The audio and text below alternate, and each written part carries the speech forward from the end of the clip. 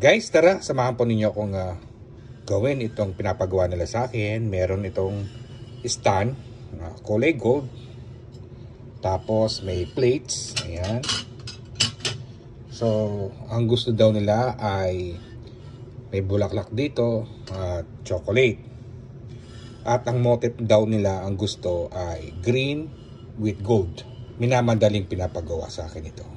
Kaya hindi ko na maibabahagi ang full details nito. Basta i-flex ko na lang pagkatapos ko itong ginawa. Ang kagandahan dito sa stand na to, dapat kapag naglagay tayo ng chocolate at ng bulaklak, hindi dapat yun masisira. At para magamit pa nila ng maayos. O, diba? Kasi maganda naman eh. O. Ito pala yung mga chocolate na pinapalagay nila. Ito, balutin na lang natin to ng gold. Madali lang naman magbalot. Ito yung pambalot niya. Balutin ko na lang sila para maging maganda yung kulay ng gold. At bagay na bagay dun sa stand natin gagawin. Ano? Let's go, guys! Yung apurahan na gawa. Diba? Yung pinalagyan nila ng artificial flower sa baba na stand ito. Yan, gusto na lang ng motif na ganyan lang na light green with white.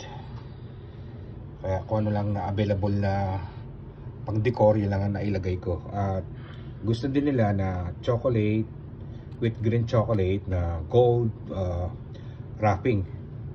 At ilagay natin ng pang dekorasyon na almond coated sugar. O yan.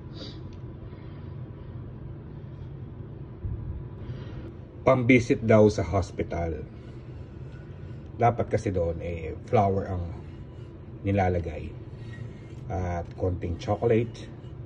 Yung nilagay kong mga chocolate na yun puro mga mayami yan. Ito lasang kape. Ito naman ay pistachio, ano? Kaya madalian lang tong gawa. Hindi naman kailangan tong maraming trabaho. At hindi lang yun, yung stand niya, oh. Ganda. Diba?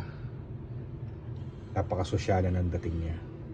Ito kahit na kainin nila tong mga chocolate, matanggal yun, magagamit pa nila din ito.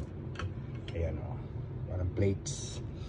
Pwede nilang lagyan ng mga cakes, mga kung ano pang pagkain ang mailalagay nila, ano.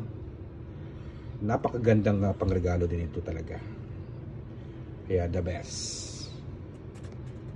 Ayan guys, nagawa ko lang ito within 30 minutes.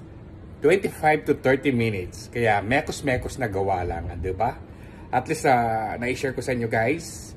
At hindi ko na ito binidyo ng details, ano? Nagmamadali, kaya kahit nga itong pag-vlog ko ay minadali ko para at least meron akong na-share at gusto kong ibahagi ko sa inyo yung ginawa kong mekos-mekos na gawa. At sana po ay nasiyan kayo sa ginawa kong video. Maraming salamat po. At ingat po kayo parate. Enjoy lang. Bye!